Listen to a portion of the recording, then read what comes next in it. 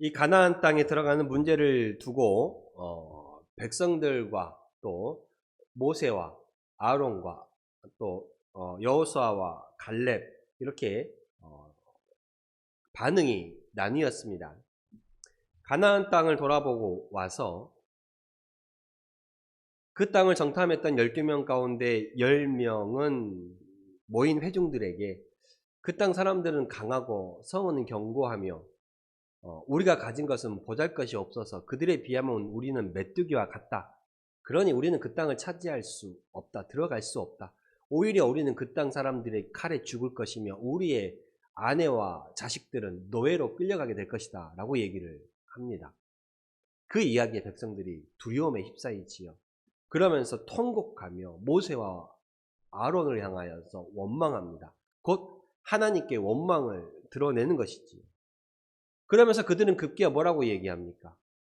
왜 우리를 이곳 가운데 인도하여 내어서 저 사람들에게 우리를 죽게 하느냐? 우리의 처자가 노예로 포로로 끌려가게 하느냐?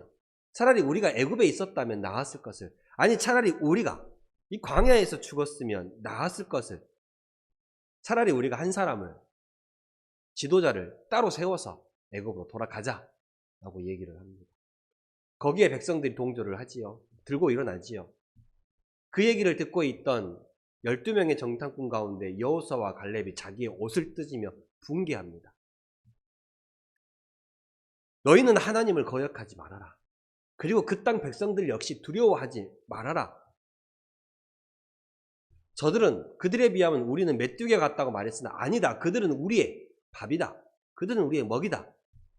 하나님께서 우리를 기뻐하시면 우리를 그 땅으로 인도해 드리실 것이다. 그러니 그들을 두려워하지 말고 우리와 함께 하시는 하나님을 믿으라라고 얘기를 합니다. 백성들은 그 얘기를 듣고 자기들의 그 모습들을 회개하지 않았습니다. 오히려 돌을 들어 그렇게 말한 여호수아와 갈렙을 치려고 하였죠. 그때에 하나님의 영광이 회막 가운데 백성들 가운데 나타나셔서 이 여호수아와 갈렙을 지켜주십니다. 그러면서 하나님은 모세에게 말씀하시지. 이 백성이 어느 때까지 언제까지 나를 멸시하겠느냐? 도대체 언제까지 내가 이 백성에 대해서 참아야 하겠느냐? 내가 그들 가운데 얼마나 많은 이적을 행했느냐? 그런데 아직도 이 백성은 나를 믿지 않는다라고 말합니다. 하나님은 이 백성을 애굽 땅에서 인도하여 내시기 위해서 무려 상상할 수 없는 10가지 이적을 이 애굽 땅에서 보이셨습니다. 그렇죠? 그리고 애굽을 나와 홍해를 앞에 두는 그 가운데에서 뒤에서 애굽 군대가 쫓아올 때도 상상할 수 없는 바다를 육지로 만드시는 이적을 보여주셨습니다. 이들이 광야에 지나올 때도 다른 동물이나 생명이 상하지 않도록 하나님께서는 낮에는 구름기둥으로 밤에는 불기둥으로 이 백성을 지키셨습니다. 그들이 고기를 먹고 싶다고 아우성 칠 때에도 하나님은 넘치도록 입에 물리도록 고기를 그들에게 먹여주셨습니다. 물이 없다라고 또 아우성 칠 때에도 하나님은 권능을 보여주시며 그들에게 반석을 쳐서 물이 나게 하셨고 쓴물을 단물로 바꿔주셨습니다.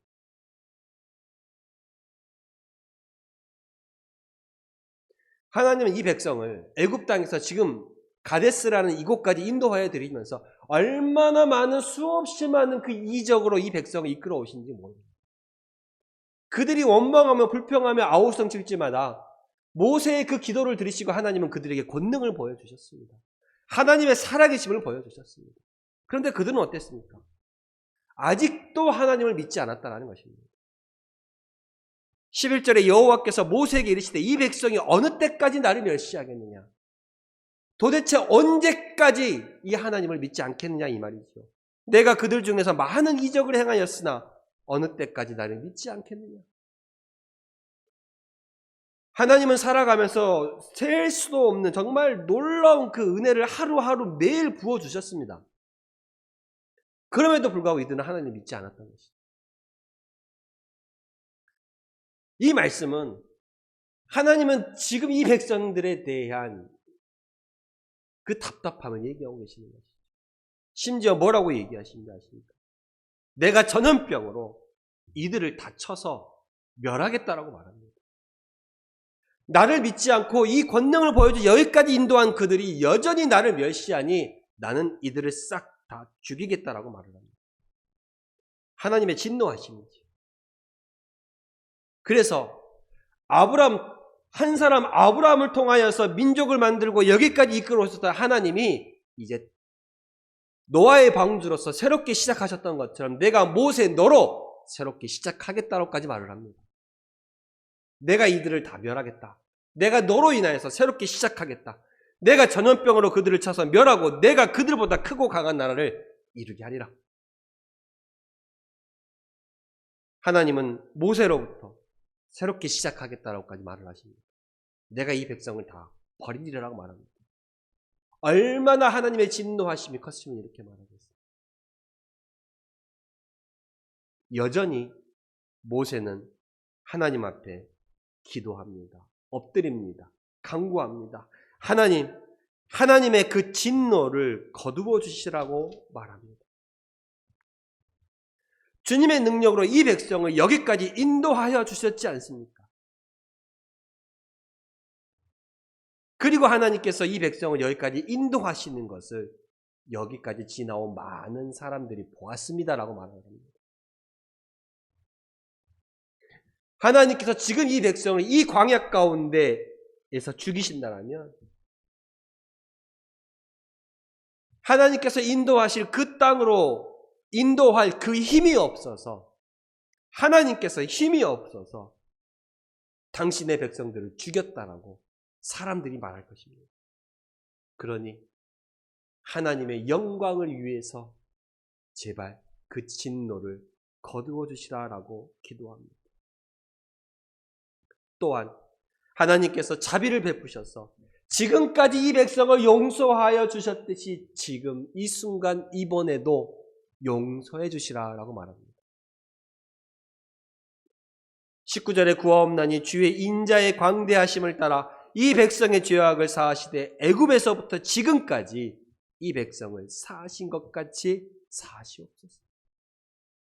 또 한 번 하나님께 엎드리며 하나님이 이 백성 용서해 달라고 또 한 번 간구합니다. 모세의 입장에서는 정말 저 백성들을 버리고 싶겠죠. 문제가 있을 때마다 항상 자신 앞에 나와 원망하며 불평했던 저들, 심지어 돌을 들어서 죽이려고까지 하는 저들을 얼마나 믿겠습니까?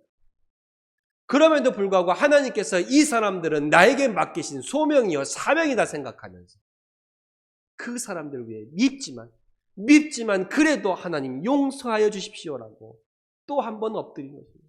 모세가 이번 한 번만 엎드렸나요? 아니요. 지금껏 하나님이 화내시는 와중에서도 모세는 여전히 지금까지 엎드려 왔었습니다. 또 엎드리는 것이죠.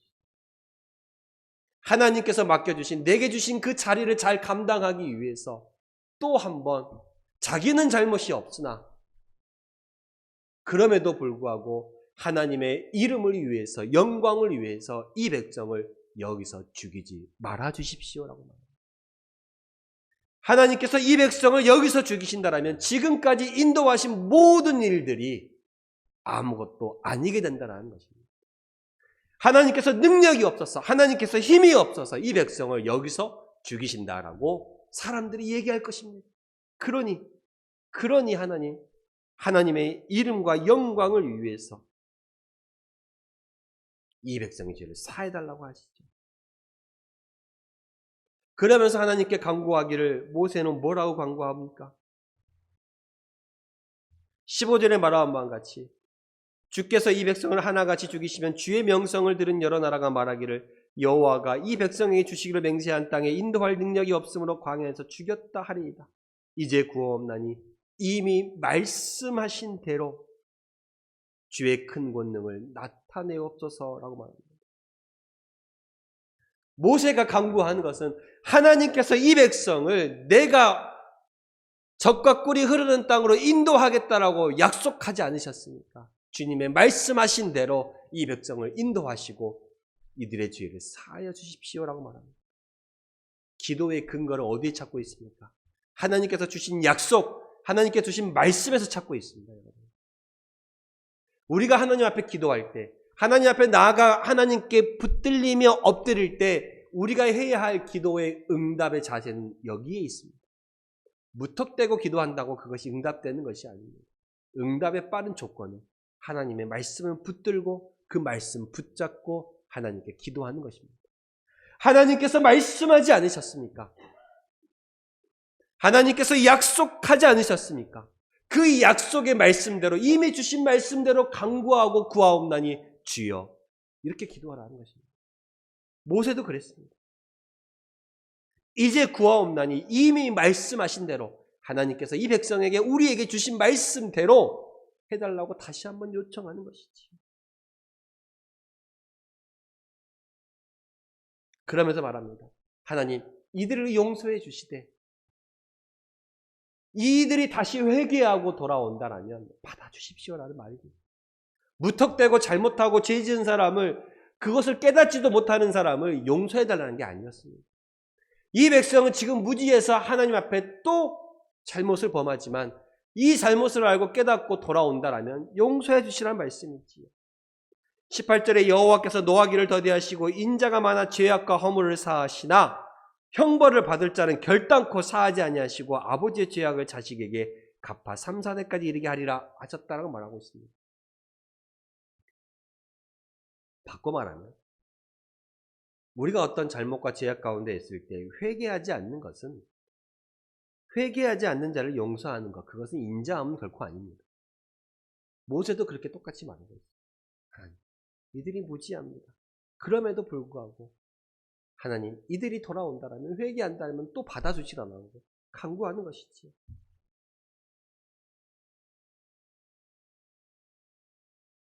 여러분 모세는 그 심정을 한번 생각해 보십시다. 모세라고 얼마나 답답하지 않겠습니까? 하나님은 어떻게 이 백성을 여기까지 인도하여 오셨는데 하나님께서 모세에게 말씀하신 바와 같이 이들은 하나님의 큰 권능과 이적을 지금까지 보았음에도 불구하고 아직도 하나님을 의지하지 못하고 있어요. 아직도 하나님을 붙잡지 못하고 있어요. 이걸 보면 우리는 부자와 나사로의 그 이야기를 또 한번 생각하게 됩니다. 부자가 지옥에 가서 자기의 자식들만은 이곳에 오지 않게 해달라고 간구하고 요청하지요. 그때 뭐라고 말을 합니까 지금? 내가 그들을 위하여 선지자를 보냈다. 그들의 말을 들으면 될 것이다 라고 그랬습니다. 아닙니다. 여기 있는 누군가가 가야 죽은 자가 살아나야 그들이 들을 것입니다 라고. 과연 그럴까요? 오늘 이 백성들의 모습을 보십시다. 하나님은 수없이 많은 권능을 이 백성들에게 그 순간에도 보여주고 계셨습니다. 그들에게 믿음이 생겼나요? 아니에요. 우리는 지금까지 말씀을 통해 보아왔습니다만 이들에게 진정한 믿음은 없었습니다. 믿음이 있었다면 누구와 같이 행동해야 했습니까? 모세와 같이 행동해야 했습니다. 모세와 같이 믿음이 있었다면 어떠한 일이 닥쳤을 때 문제가 생겼을 때에 원망하고 불평하기보다는 하나님 앞에 나와 엎드려 하나님 앞에 기도해야 했습니다. 그것이 믿는 사람들의 자세입니다.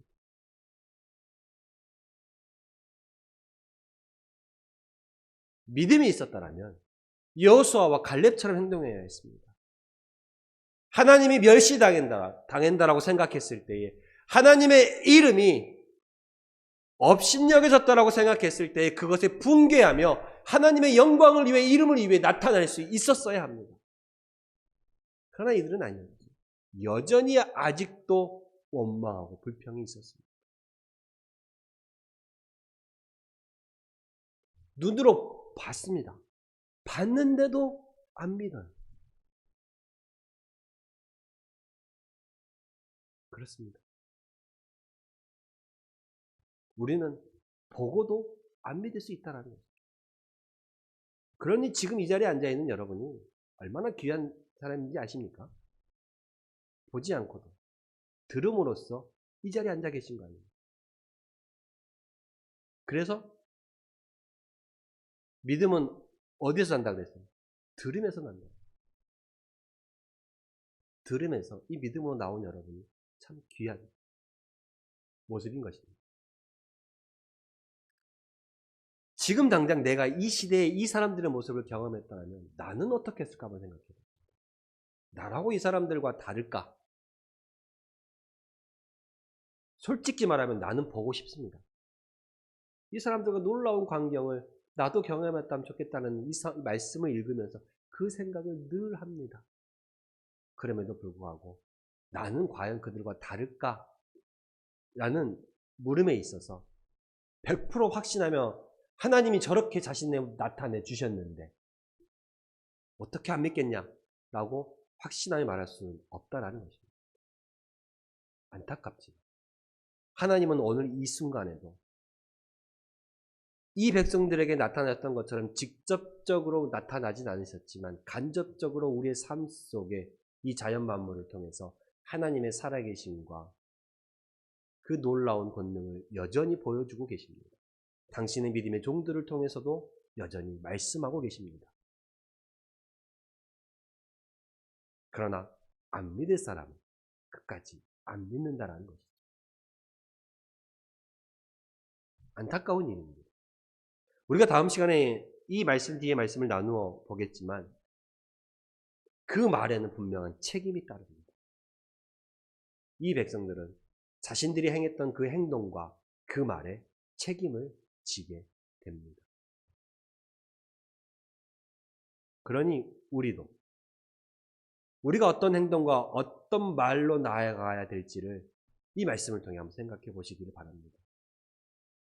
나는 하나님께서 지금의 삶과 시간 여기까지의 모습을 되돌아보면서 과연 내 힘만으로 살아왔는가 생각해 보시면서 보이지 않게 하나님의 은혜와 역사하심, 돌보심이 있었음에도 불구하고 여전히 아직도 어떤 일이 닥치면 인간적인 세상적인 모습으로 해보려고 발버둥치는 나이진 않는가?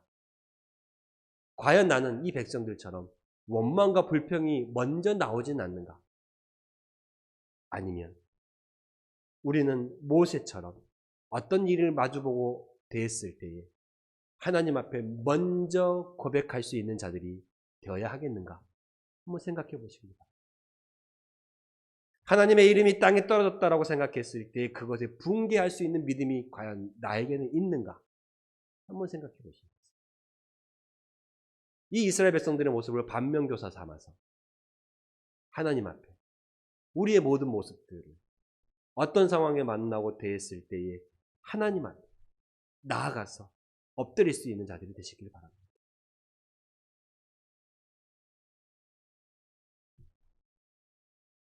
그리고 우리가 하나님 앞에 엎드릴 때는 모세가 그러했던 것처럼 주께서 우리에게 주신 말씀, 우리에게 주신 약속을 붙잡고 나아가시기를 바랍니다. 그것이 바로 응답의 비결인 줄로 믿습니다. 기도하겠습니다. 하나님 감사합니다. 오늘 이 말씀을 통해서 정말 안타깝고도 안타까운 이 백성들의 모습을 우리가 반면교사 삼아서 하나님 앞에 모세와 같이 정말로 밉지만 싫지만 그럼에도 불구하고 하나님께서 맡겨주신 자리 사명을 위해서 또 하나님 앞에 엎드리며 그들의 죄를 사해달라고 용서할 수 있는 그 모세의 그 믿음을 본받게 하여 주시옵소서. 또한 어떠한 일이 있을 때마다 하나님 앞에 엎드렸던 모세처럼 우리도 우리가 만나는 상황들 속에서 하나님을 붙잡고 의지하며 나아갈 수 있는 자들이 다 되게 하여 주시옵소서. 그러므로 인하여 하나님의 진노가 우리와 우리의 가정과 자녀들에게 임하지 않게 하여 주시옵소서. 예수님의 이름으로 기도드렸습니다. 아멘.